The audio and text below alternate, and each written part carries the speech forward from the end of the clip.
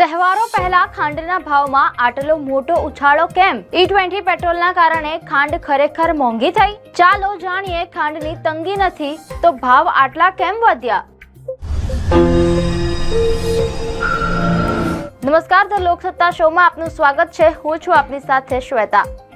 કલ્પના કરો, એક તરફ તમે પેટ્રોલ પંપ પર જાઓ છો અને સાંભળો છો E20 પેટ્રોલ હવે સામાન્ય બની રહ્યું છે, અને બીજી તરફ ઘરના રસોડામાં ચા નાસ્તાથી લઈને મીઠાઈ સુધીની દરેક વસ્તુમાં વપરાતી ખાંડના ભાવ અચાનક વધી જાય છે. ખાંડ જે થોડા સમય પહેલા 40 થી 50 રૂપિયાની આસપાસ હતી, હવે છૂટક બજારમાં 55 રૂપિયાથી પણ ઉપર પહોંચી ગઈ છે.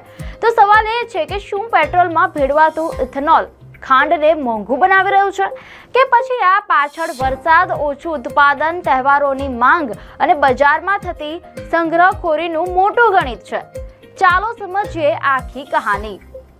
દર્શક મિત્રો, મીડિયા અહેવાલ પ્રમાણે 18 ઓગસ્ટના અહેવાલ મુજબ માત્ર આ મહિનામાં જ ભારતમાં ખાંડના ભાવમાં લગભગ 20% વધારો થયો. 20 ઓગસ્ટે છૂટક બજારમાં ખાંડનો સરેરાશ ભાવ મીડિયા અહેવાલ પ્રમાણે લગભગ 55.7 રૂપિયા પ્રતિ કિલો હતો. એક મહિના પહેલા આ ભાવ 48.18 રૂપિયા હતો, જ્યારે એક વર્ષ પહેલા એટલે કે 20 ઓગસ્ટ 2025ના રોજ ખાંડનો ભાવ 46.3 રૂપિયા પ્રતિ કિલો હતો.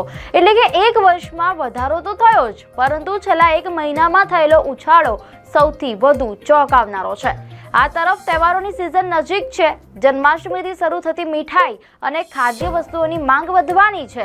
એટલે કે બજારમાં પહેલેથી જ એક સવાલ છે, આ ભાવ હજુ વધશે કે ટૂંક સમયમાં ઘટશે? હવે અહીંથી કહાની થોડી રસપ્રદ બને છે, કારણ કે સરકાર કહે છે કે દેશમાં ખાંડની અછત નથી. કેન્દ્ર સરકારે જુલાઈમાં કહ્યું હતું કે કેટલાક વેપારીઓ, ડીલરો અને વચેટિયાઓ દ્વારા સંગ્રહખોરી, સટ્ટાખોરી અને કાગળ પરના વેપારના કારણે બજારમાં કૃત્રિમ તંગીનું વાતાવરણ ઊભું થયું હોઈ શકે છે. પરંતુ બીજી તરફ ખાંડ ઉદ્યોગ સાથે જોડાયેલા લોકો કહે છે કે સ્થિતિ એકદમ આરામદાયક પણ નથી. 2025-26ના ખાંડ વર્ષમાં દેશમાં આશરે 30 અબજ કિલો ખાંડનું ઉત્પાદન થયું હતું, જ્યારે શરૂઆતમાં અંદાજ લગભગ 32 અબજ કિલોનો હતો. એટલે કે ઉત્પાદન અપેક્ષા કરતાં ઓછું રહ્યું. શા માટે? ગયા વર્ષે વધારે વરસાદથી શેરડીના પાકને નુકસાન થયું. ઉત્તર પ્રદેશમાં ઊંચું ઉત્પાદન આપતી CO0238 શેરડીની જાતમાં રોગ પણ આવ્યો. પરિણામે શેરડીમાંથી ખાંડ મેળવવાનો રિકવરી રેટ ઘટ્યો અને અહીંથી ખાંડના બજારમાં પહેલું દબાણ આવ્યું. દર્શક મિત્રો, હવે આવીએ સૌથી મોટા સવાલ પર.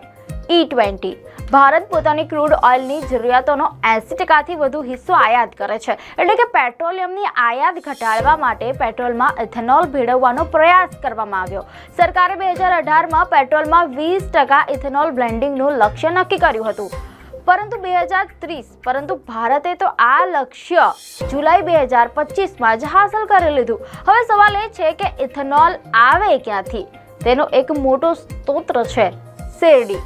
શેરડીના રસ, સિરપ અને મોલાસીસમાંથી ઇથેનોલ બનાવી શકાય છે, અને અહીં જ ખાંડની કહાની પેટ્રોલ સાથે જોડાય છે. મીડિયા અહેવાલ મુજબ 2025-26ના ખાંડ વર્ષમાં આશરે 3 અબજ કિલો ખાંડ ઇથેનોલ બનાવવા માટે ડાયવર્ટ થઈ. આ કુલ ખાંડ ઉત્પાદનના લગભગ 10% જેટલું છે. હવે સામાન્ય ગણિત એવું લાગે છે કે શેરડીમાંથી જો ખાંડ બનાવવાની જગ્યાએ તેનો એક ભાગ ઇથેનોલમાં જાય તો બજારમાં ખાંડનો ઉપલબ્ધ જથ્થો ઓછો થઈ શકે, અને જો જથ્થો ઓછો થાય તો ભાવ ઉપર જવાની શક્યતા વધારે. પરંતુ અહીં એક જ મહત્વનો ટ્વિસ્ટ છે. શું માત્ર E20ના કારણે ખાંડ મોંઘી થઈ છે? જવાબ છે, માત્ર એટલું કહેવું એ યોગ્ય નહીં હોય, કારણ કે ખાંડના ભાવ પાછળ એક નહીં પરંતુ અનેક કારણો એક સાથે કામ કરી રહ્યા છે. પહેલું કારણ છે ઉત્પાદન અપેક્ષા કરતાં ઓછું રહેવું. શેરડીના પાકને નુકસાન અને ઓછો સુગર રિકવરી રેટ તેના મુખ્ય કારણો છે. બીજું કારણ છે જૂનો સ્ટોક ઓછો હોવો. 2024-25ના વર્ષના અંતે ખાંડનો એન્ડિંગ સ્ટોક સામાન્ય કરતાં ઓછો હતો, એટલે કે નવું ખાંડ વર્ષ પણ નીચા સ્ટોકથી શરૂ થયું. અને ત્રીજું કારણ છે તહેવારોની માંગ. દર્શક મિત્રો, જન્માષ્ટમીથી લઈને દિવાળી સુધી મીઠાઈ, બેકરી અને ખાદ્ય ઉદ્યોગોમાં ખાંડની માંગ વધવાની છે અને જ્યારે માંગ વધે ત્યારે બજાર પહેલેથી જ સાવચેત બની જાય છે. અને ચોથું અને ખૂબ જ મહત્વનું કારણ છે પેનિક બાઇંગ. બજારમાં એવી આશંકા ઊભી થઈ કે નબળા વરસાદના કારણે આગળ ખાંડનું ઉત્પાદન અસરગ્રસ્ત થઈ શકે, એટલે કેટલાક વેપારીઓ અને ખરીદદારો જરૂરિયાત કરતાં વધારે ખાંડ ખરીદવા લાગ્યા. જે લોકો પહેલા 5 કિલો ખરીદતા હતા તેઓ 50 કિલો માંગવા લાગ્યા અને જે 50 કિલો લેતા હતા તેઓ 100 કિલો તરફ જવા લાગ્યા. આને કહેવાય છે પેનિક બાઇંગ. અને પેનિક બાઇંગ પોતે જ ભાવને વધુ ઉપર ધકેલી શકે છે.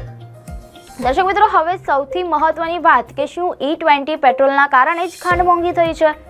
એવું સીધું કહેવું મુશ્કેલ છે. હા, ઇથેનોલ માટે શેરડી આધારિત કાચા માલનો ઉપયોગ થાય છે અને 2025-26માં આશરે 3 અબજ કિલો ખાંડ ઇથેનોલ તરફ ડાયવર્ટ થઈ. પરંતુ ખાંડના ભાવ વધવા પાછળ ઓછું ઉત્પાદન, નીચો શરૂઆતનો સ્ટોક, તહેવારોની માંગ, વૈશ્વિક સ્ટોક અને પેનિક બાઇંગ જેવા કારણો પણ છે. એટલે કે E20 આ કહાનીનો એક ભાગ છે, આખી કહાની નથી. તો હવે આગળ શું? ખાંડ ઉદ્યોગના જાણકારોના મતે ઓક્ટોબરથી નવી સિઝનની ખાંડ બજારમાં આવવાની શરૂઆત થશે.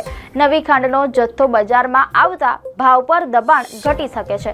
ત્યાં સુધી તહેવારોની માંગ, વરસાદની સ્થિતિ, શેરડીનું ઉત્પાદન અને બજારમાં સ્ટોકિંગ પર સૌની નજર રહેશે.